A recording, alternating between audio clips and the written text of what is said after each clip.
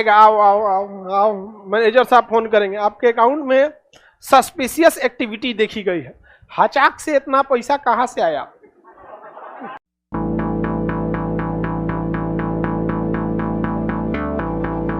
हाँ आइए ना, गली के पीछे खड़े हैं, देखो चाय वाला दुकान देख रहे हैं ना? हाँ हाँ हाँ, हाथ उठाइए। हाँ हाँ हाँ, बस बस बस बस यही है। जितना इंटरनेशनल क्राइम है, इतना सब हो रहा है, सब किस पे हो रहा है? बिटकॉइन पे हो रहा है। और इसके लिए इंटरनेट का एक अलग दुनिया होता है, डार्क वेब।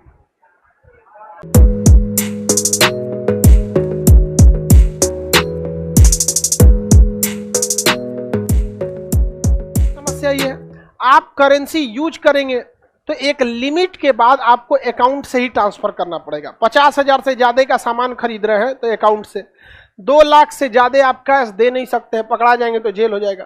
तो आप बड़ा ट्रांजैक्शन से पहले बैंक आप पर क्या रखता है? नजर रखता है, जिस वजह से बहुत झमेला हो जाता है।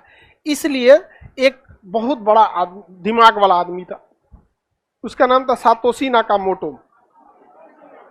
अब वो आदमी है कि औरत किसी को पता नहीं, किस देश का है पता ही नहीं, जिंदा है कि मर गया पता ही नहीं, उसके नाम के अलावा किसी को कुछ नहीं पता है। समझा गया कि नहीं आ गया? सातोशी नाकामोटो, वो अपने बारे में किसी को कुछ बताया ही नहीं।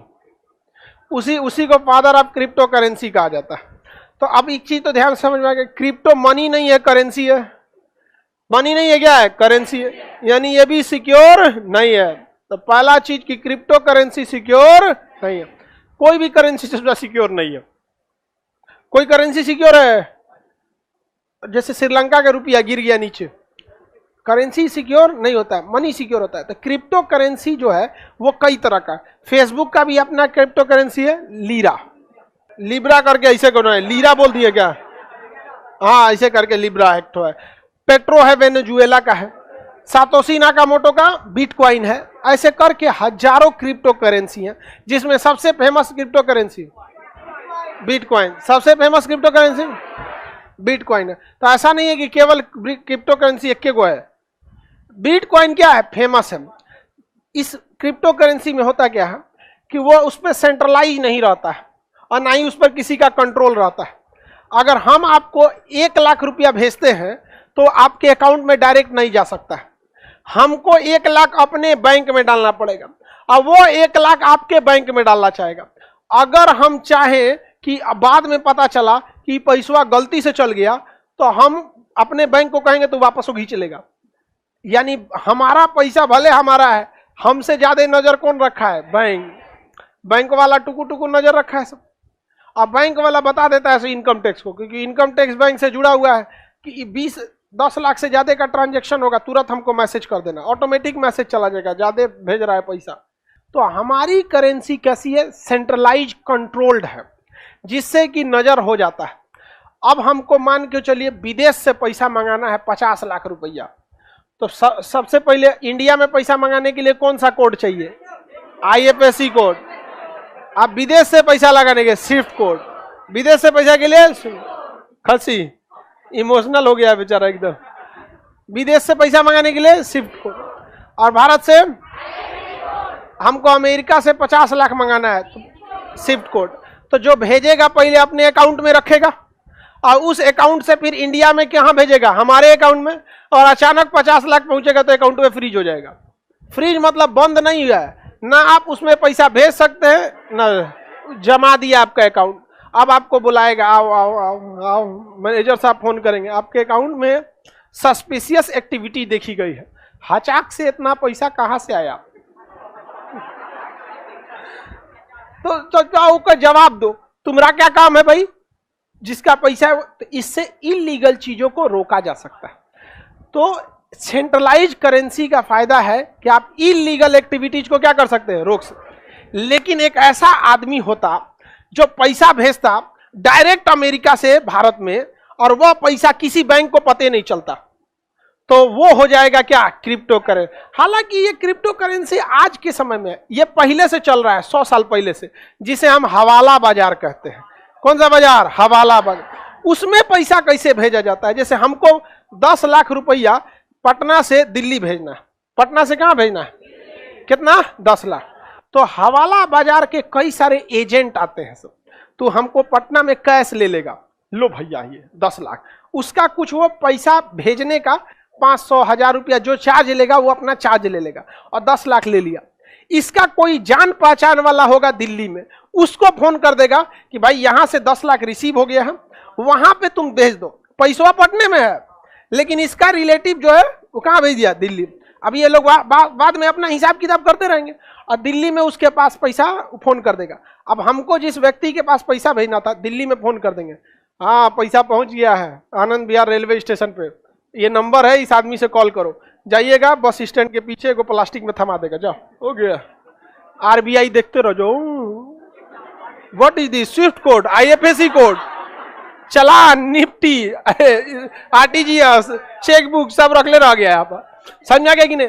अब देखिए जो एजेंट हमारा पटना से कहां भेजा था, दिल्ली, अब उस एजेंट को तो दिल्ली के कई व्यापारी भी पटना भेजे होंगे, तू कहेंगे कि भाई 15 लाख हमारा पटना पहुंचा दो, तो ये पटना वाला एजेंट आके फोन करेगा, ये तोरा 10 लाख हम पहुंचैलो रहियो, वो 10 कटर पीटर हो जाएगा, हम यहां से यहां भेज देंगे, वो अपना हिसाब कर लेता है सब, और ऐसे ऐसे व्यापार करता है। इसे हम लोग क्या कहते हैं, हुंडी, क्या कहेंगे, हुंडी, समझ में गया।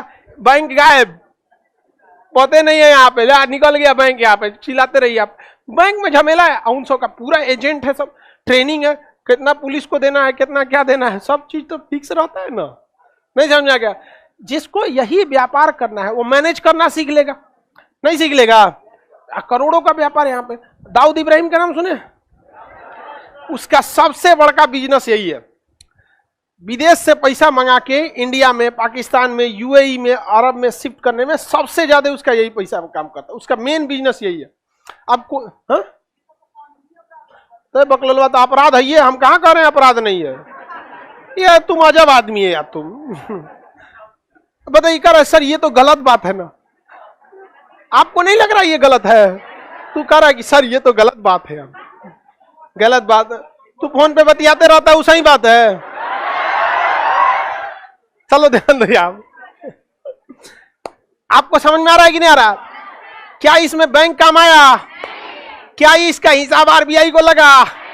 ये आदमी ए है, ये पटना पैसा भेजा बी को, यहां से जब भी पैसा भेजा तो कहा जाता है कि इस व्यक्ति को मान के चलिए कितना परसेंट टैक्स लगना है, 30%, तो पहले ही टीडीएस कहता है टैक्स डिटेक्शन एट सोर्स, कि तुम 10% हमको अब ये काटे के भेजो उसके पास, और इससे हम बाद में कितना ले लेंगे, 20%।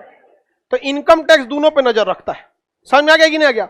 आप इधर भेजे तो 10% आपसे ले लिया, इनसे कह दिया अब तुम भागोगे कहां से, क्योंकि ये टीडीएस देते समय तुम्हारा पैन कार्ड आधार कार्ड दे दिया है, तो ये भाग जाएंगे, क्योंकि टीडीएस भरते समय पूछता है किसको दे रहे हैं, नाम, उसका पैन कार्ड, आधार कार्ड, लो ससुरा, ये तो भेजने समय उसको फंसा दिया, तो किसी आदमी को फंसाना है ना बढ़िया से, तो ओकरे नाम पे टीडीएस काट दो।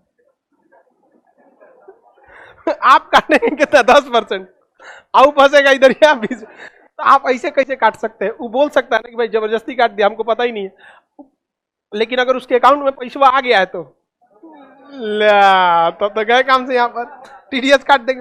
तो भाई अगर सोचिए, अगर वो व्यक्ति 1 लाख इधर भेज रहा था, इधर कितना भेज रहा था, 1 लाख, तो इसको 10% यही काटना था, 10% यही काटना था। 10% कौन ले गया, इनकम टैक्स, और फिर इधर पहुंचने के बाद 10% कौन ले जाता है, इनकम टैक्स। यानी ये इधर से निकला कितना, 1 लाख, और यहां पहुंचा कितना, 70,000, फायदा गवर्नमेंट को कितना, 30,000। इसी में घुसा दीजिए हवाला बाजार को, किसे घुसाइए, हवाला बाजार, वो कह गए 30,000 ना, हमारा 21,000 दे दो, हम पहुंचा देंगे आप पे, उसको दीजिए कितना, 1, और फोन करेगा दिल्ली अपने एजेंट को, और वो एजेंट कॉल कर लेंगे सब, हाँ आइए ना, गली के पीछे खड़े हैं, देखो चाय वाला दुकान देख रहे हैं ना, हाँ हाँ हाँ, हाथ उठाइए, हाँ हाँ हाँ, बस बस बस बस यही है, बैग लो जाओ, चल गया। समझ में आ गया कि नहीं आ गया। अब बताओ गवर्नमेंट को चूना लगा दिया सब कि नहीं लगा दे, लेकिन ये कितना देर करिएगा, ये कितना देर करिएगा, बार बार आप फिजिकली जाके आना, ले जाना, पकड़ाने का डर, टाइम का लगना, टाइम लगता है वहां पे, 1-2 दिन लग जाता है वहां। दूसरा अगर भाग गया एजेंटवा तो कुछ नहीं कर पाएंगे। अरे यहां तो कम से कम बैंक नहीं ना भाग सकती है, एजेंटवा को दिए कि 10 लाख दिल्ली पहुंचा देना, अब भाग गया लेके, तो थाना में जाएंगे कि एजेंट को दिए थे, भाग गया तो पहले हमरे पकड़ लेकर चला, आओ तेरा एजेंट को देता है यार, इकोनॉमी की ऐसी तैसी करके रख दिया है एजेंट को। तो यहाँ सबसे बड़ी की गलती होती है, भाग जाते हैं सब। तो ये बहुत पहले से चल रहा था, समझ में आ गया कि नहीं? इसी कंसेप्ट को ऑनलाइन कर दिया बिटकॉइन। सेम इसी कंसेप्ट को ऑनलाइन कौन कर दिया? बिटकॉइन। हम बिटकॉइन किसको दिए पता नहीं किसी को, घूमते रहो आरबीआई, पता ही नहीं चलेगा बिटकॉइन कहां से कहां गया। पहले मेन कंसेप्ट समझ में आ गया ना, अभी हम बिटकॉइन पे आएंगे। मेन समझ में आ गया कि नहीं? Government income tax RBI banking site करो, सीधे पैसा का इधर से उधर पहुंचा, हो गया। आप किसी को कोई दिक्कत? आगे बढ़ जाए ना। इसी को ऑनलाइन तरीका से क्या कर दिया? बिटकॉइन। क्या कर दिया? बिटकॉइन। अगर ए ने 1 लाख का बिटकॉइन एको को नहीं मिलेगा, बहुत महंगा हो गया बिटकॉइन। समझ में आ गया? करोड़ में वैल्यू है बिटकॉइन का। हालांकि बिटकॉइन बहुत गिर गया, आधा वैल्यू गिर गया। पहले 48,000 रुपया का, 48,000 डॉलर का एक बिटकॉइन था, अभी 22,000 डॉलर का एक बिटकॉइन हो गया। डॉलर में घाटा लगा है इतना भयानक। $1 अभी 80 रुपया चल रहा है, 78 रुपया, 78 चल रहा है यहाँ पे। तो बिटकॉइन क्या होता है? क्या बिटकॉइन के लिए बैंक की जरूरत है? हाँ नहीं, आरबीआई की जरूरत है। हम किसको भेजें अपना बिटकॉइन, किसको भेजे? दूसरे को कोई बैंक उनको देख पाएगा? नहीं देख पाएगा। अच्छा, हम गलती से बिटकॉइन भेजना चाहिए सुरेश को, अब भेज दिए रमेश को, वापस आएगा? हाँ, भूल जाइए। अब काय के लिए बैंक था ही नहीं बीच में, और उधर कौन है पता नहीं, उसको रिसीव हो गया, बस काम खत्म यहाँ पर। जैसे हम हवाला बाजार से भेजे दिल्ली में पैसा कि आनंद विहार रेलवे स्टेशन पे दे देना किसी को, और दूसरे को थमा दिया और लेके चल गया, क्या दोबारा मिलेगा? खत्म, भूल जाइए यहाँ पे। तो सब अपना कोड तमाता है सब। इसका एक ठो एग्जाम्पल आप पुष्पा मूवी में देखिएगा, एक नोट फाड़ के देता है सब। समझ में आएगी नहीं? आ गया तो नोट फाड़ लेगा सब, तो आधा टुकड़ा इसके पास, आधा टुकड़ा उसके पास, मैच कर गया तो हो गया। आजकल फोन के जमाना में ना वो नहीं लगाया जाता, नोटवा फाड़ा नहीं जाता है। समझ में आ गया कि नहीं आ गया? वो 10 का नोट इधर देखो फोटो खींच के भेज देगा, और वही नंबर का उसके पास भी रह जाएगा। मतलब एक कोई ना कोई मैचिंग रहना चाहिए। अब तो फोन नंबर आ गया है, मैच करने की जरूरत क्या है? फोन नंबर है, बात कर लेना, वो कंफर्म कर लेना, हाँ इन्हीं का आदमी है, दे दो यार। बिटकॉइन में यही है कि आप यहां से पैसा अमेरिका भेजिए, जापान भेजिए, कोई स्विफ्ट कोड की जरूरत नहीं है, कोई आईएफएससी कोड की जरूरत नहीं है, सीधे इसके बिटकॉइन से दूसरे के बिटकॉइन में चला जाएगा। बीच में सरकार मुंह देखते रह जाएगी। समझ में आएगी कि नहीं? अब इसमें सरकार बस एक जगह पकड़ सकती है। कब पकड़ सकती है? समझिए ध्यान से। हम जब 10 लाख रुपए का बिटकॉइन खरीदेंगे तो उसी समय सरकार पकड़ लेगी कि बिटकॉइन जब खरीदेंगे तो अपने अकाउंट से पैसा निकालेंगे और बिटकॉइन बेचने वाली कंपनी को देंगे। तो सरकार को बस इतने पता है कि ये आदमी ने 10 लाख का बिटकॉइन खरीदा था। अभी बताइए 10 लाख की आज हम जमीन खरीद ले तो 1 साल बाद क्या वो जमीन 10 लाख की रहेगी? कोई ना कोई उसका रेट तो बढ़ेगा ही बढ़ेगा, बढ़ेगा कि नहीं? उसी तरह से हमने 10 लाख रुपए का क्या खरीदे? बिटकॉइन। और बिटकॉइन अगर अगले साल वो हो गया 20 लाख का, तो अब 20 लाख का हो गया। नियम के हिसाब से हम कितने का खरीदे? 10 लाख। अब हमको किसी आदमी को 20 लाख रुपया पेमेंट करना है। किसी आदमी को कितना पेमेंट करना है? 20 लाख।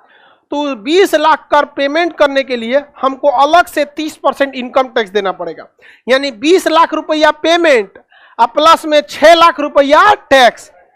समझ रहे हैं कि नहीं समझ रहे जी? 30% टैक्स नहीं दीजिएगा तो हमको किसी को 20 लाख रुपया क्या देना है? पेमेंट देना है। तो हम यहां से ए ने पेमेंट देना है किसको? बी को। कितना लाख देगा? 20 लाख देगा। तो इस पे कितना परसेंट टैक्स लगेगा? 20%, 30%। यानी टोटल कितना हो गया? 26 लाख। बताइए इसको 20 लाख देने के लिए इसके पास कितना होना चाहिए? 26 लाख। डायरेक्ट 20 लाख दे देगा तो ब्लैक मनी कहलाएगा। टैक्स चोरी कर लिए तो क्या कहलाएगा? अब 20 लाख देने के लिए इसको कितना होना चाहिए? या तो 6 लाख टैक्स ये दे दे, या तो 6 लाख टैक्स ये दे दे। दोनों से गवर्नमेंट को मतलब है कि हमारा 6 लाख आना चाहिए। समझ में आ गया कि नहीं? लेकिन अगर यह ए नामक व्यक्ति 1 साल पहले 10 लाख रुपया में बिटकॉइन खरीदा रहता, उस बिटकॉइन की वैल्यू आज कितनी हो गई रहती? 20 लाख। अब ये अचानक डायरेक्ट इसको कहता बिटकॉइन में लोगे, ये कहेगा हाँ हाँ ले लेंगे, तो इसको भेज दिया कितना? 20 लाख का बिटकॉइन। आरबीआई को पता है, बैंक को खत्म कहानी। इसका बिटकॉइन कट गया, उसका बिटकॉइन रिसीव हो गया, पेमेंट हो गया, जा चल दिए यहाँ पर, पता ही नहीं किसी को। तो क्या बिटकॉइन पे कोई कंट्रोल है? जो पहले हवाला बाजार ऐसे फिजिकली लेके जाते थे, अभी किसमें हो गया है? बिटकॉइन। पहले रिश्वत मांगा जाता था, तुम्हारे लड़का को किडनैप कर लिए 5 लाख पहुंचा दो, अब नहीं, बिटकॉइन पहुंचा दो। किसमें पहुंचा दो? बिटकॉइन। कहेगा बिटकॉइन कैसे पहुंचाना है, तो अपना कोड देगा, जैसे आपका पेटीएम क्यूआर कोड होता है, आपका अकाउंट नंबर होता है, उसी तरह बिटकॉइन नंबर होता है, उससे आप केवल पैसा भेज और रिसीव कर सकते हैं, कोई जानकारी नहीं निकलेगा, उसमें मंगा लेगा बिटकॉइन, आपका छोड़ देगा। तो अब किडनैपिंग लड़का उड़का नहीं, कोई आपका सामान किडनैप, जरूरी चीज किडनैप कर लेता है, जैसे यूट्यूब चैनल, समझ में गया? जिसका भी यूट्यूब चैनल हैक होगा, ये दूसरा बिटकॉइन वाला करता है सब। जितना देखिएगा 90% बिट जो यूट्यूब चैनल हैक होगा, अब यूट्यूब चैनल हैक कर लिया, अब कहेगा बिटकॉइन दो। अब ये बताइए, हम अगर बिटकॉइन ट्रांसफर किए तो किसमें गया, कोई पता कर सकता है? कोई पता नहीं कर सकते किसमें गया, वहां पे फिरौती ले लिया, वहां पर बिटकॉइन पता ही नहीं। तो बिटकॉइन में सबसे अच्छी बात यह है कि वो सेंट्रलाइज कंट्रोल नहीं होती है, और खराब बात यह है कि क्राइम करने के लिए सबसे बेस्ट करेंसी कौन है? बिटकॉइन, मतलब क्रिप्टो करेंसी। कौन सी करेंसी? क्रिप्टो। सबसे फेमस क्रिप्टो करेंसी बिटकॉइन, सबसे फेमस बिटकॉइन है। अच्छा ये बताइए, अगर हमने किसी को भेजा 20 लाख का बिटकॉइन और वो कह रहा है कि नहीं मिला हमको, तब चला गया। सुनिए ध्यान से, पूरी दुनिया में America, Canada, Britain, France, Australia, पूरी दुनिया में हर जगह माइनिंग लगी हुई है, मशीनें लगी हुई है, कंप्यूटर। अगर हम करोड़ों कंप्यूटर लगे हैं, हम एक बिटकॉइन किसी में ट्रांसफर करेंगे ना, तो उन करोड़ों कंप्यूटर में ये सेव हो जाएगा कि इसमें से इसमें पैसा गया है। और तब बिटकॉइन का अठन्नी कोई चोरी नहीं कर सकता, क्योंकि जैसे मान के चले हम आईसीआईसीआई से पैसा एचडीएफसी में भेजे, तो क्या ये पीएनबी को पता चलेगा? नहीं पता चलेगा, नहीं पता चलेगा। लेकिन अगर हम बिटकॉइन में इधर से उधर 1 रुपया करेंगे तो पूरी दुनिया के कंप्यूटर को वो क्या हो जाएगा? पता चल जाएगा। यानी हर इंसान अपने आप में आरबीआई है। आप देख लीजिएगा, खटाखट क्या हुआ है? ट्रांसफर हुआ है यहाँ पर। अब इसको चलाने के लिए, जैसे छोटा सा बैंक चलाने के लिए मैनेजर की जरूरत है, कैशियर की जरूरत है, ये सब पद का नाम है। Manager, deputy manager, cashier, field officer, minor. उसी तरह माइनर होता है क्रिप्टो करेंसी में, क्या होता है? माइनर। माइनिंग करने वाले को, माइनिंग माने खोदने का काम नहीं करता, वो देखता है ट्रांजैक्शन कहां से कहां कितना हुआ। समझ में आ गया कि नहीं आ गया? ट्रांजैक्शन की पूरी देख रेख कौन करता है? माइनिंग करने वाले। कौन करता है? माइनिंग। तो कंप्यूटर होती है। एक ट्रांसफर अगर इंडिया से जापान में हुआ है क्रिप्टो करेंसी से, तो वो ऑस्ट्रेलिया के भी में भी सेव होगा, न्यूजीलैंड में भी होगा, अमेरिका, कनाडा, जर्मनी, हर जगह। तो आप झूठ तो इसमें नहीं बोल सकते हैं, आपके में से ट्रांसफर ही नहीं हुआ, आप कह दिए तुम्हारा पहुंच गया। क्या ऐसा पॉसिबल है? तो चोरी की संभावना क्या क्रिप्टो करेंसी में है?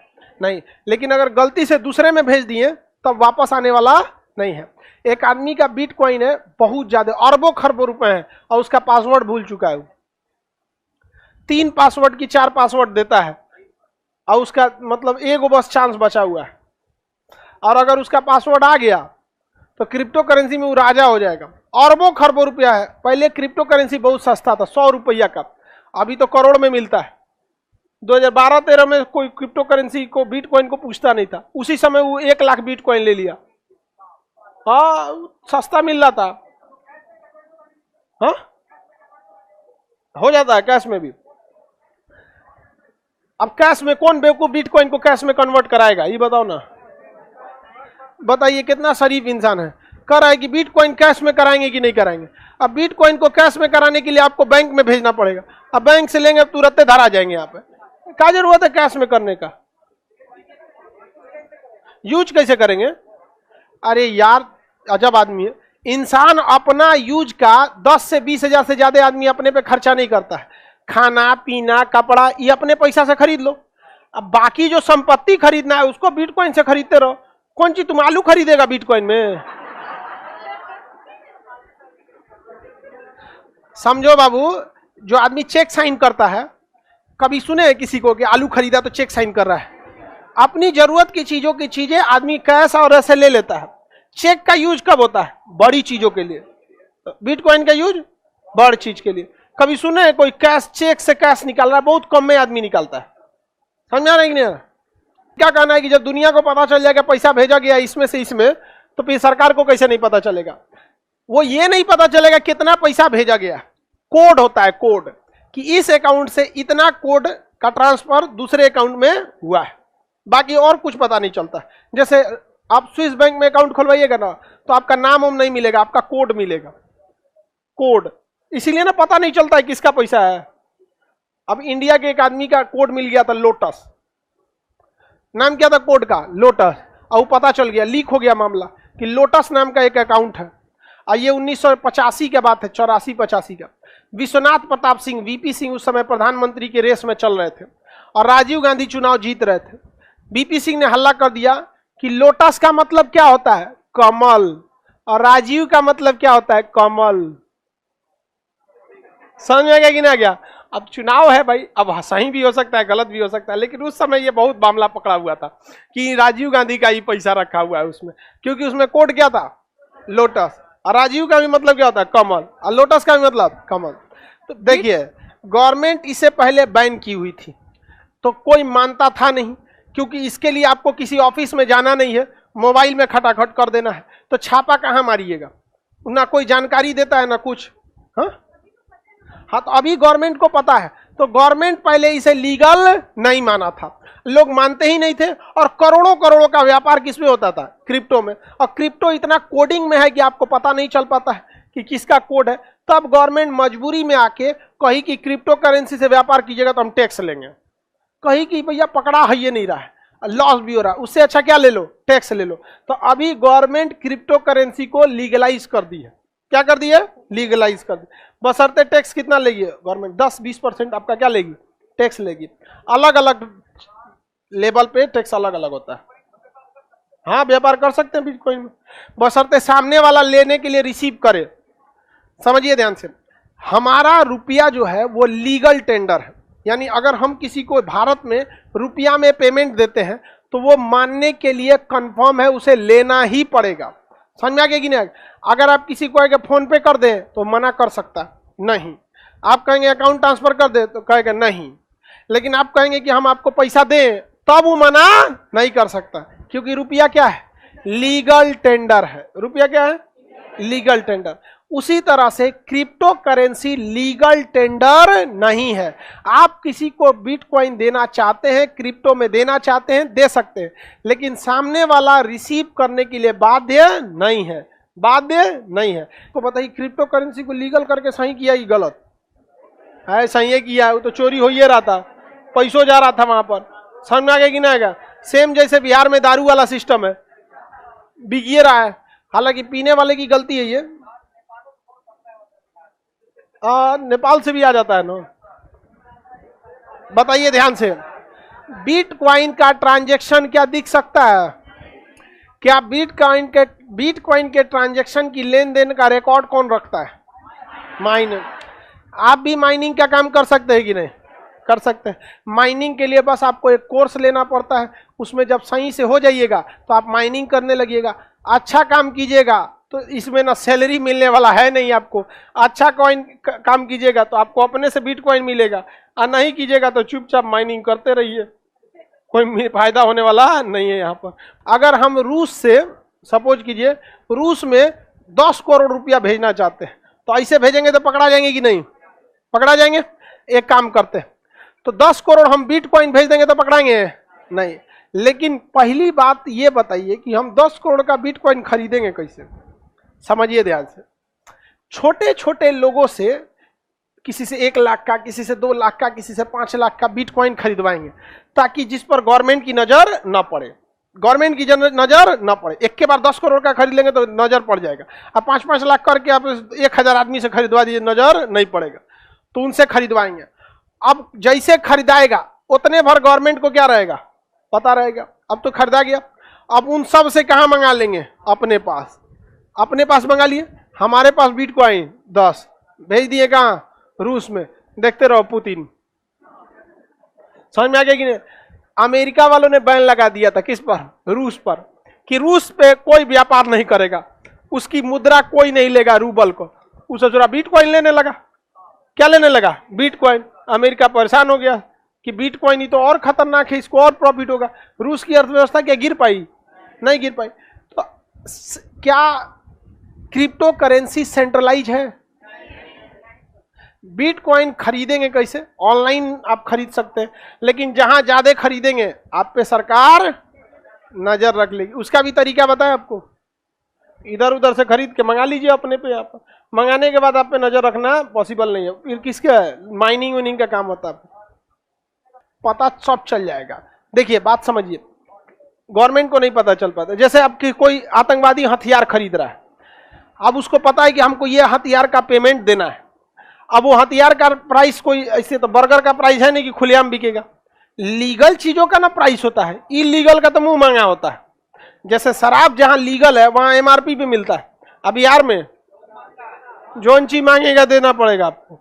अब कोनो को एकदम पीने का एकदम मूड बना लिया है, उससे 500 ज्यादा भी मांगेंगे तो देगा। तो इलीगल चीजों का प्राइस नहीं होता। जो व्यापारी है, जो खरीदार है, अपना इंटरनेट पे दाम फिक्स कर लिए और टैक्स बचाने के लिए पेमेंट किससे कर देंगे? बिटकॉइन से। ये बहुत बड़ा चेंज चल रहा है।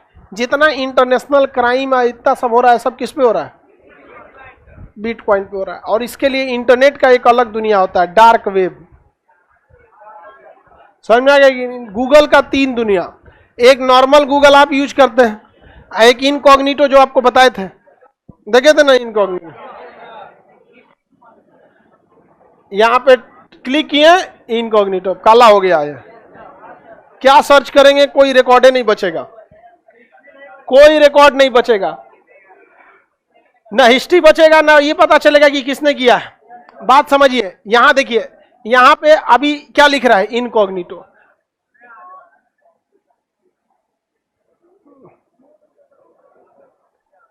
यहां पे यहां मेरा ईमेल आईडी लिख रहा है, ईमेल आईडी नहीं ना लिख रहा है, तो इससे डबल फायदा होता है। एक तो हिस्ट्री सेव नहीं होती, दूसरा सर्च कौन किया पता नहीं चलता।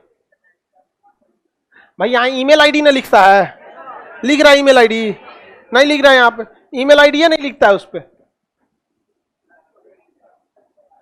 और अगर सब इनकॉग्निटो ही खुलेगा। अभी यहां देखिए ईमेल आईडी यहां आ जाता है, यहां हम डिवाइस में करेंगे तो क्या आ जाएगी? Email ID. अभी ईमेल नहीं आ रहा है, वाईफाई आ रहा है। यहाँ समझ आ रहा है कि नहीं आता? तो डार्क वेब जो होता है ना, वो भी एक अलग चीज होता है। उस पर जितना इलीगल काम होते हैं सब उस पर कर देता है सब।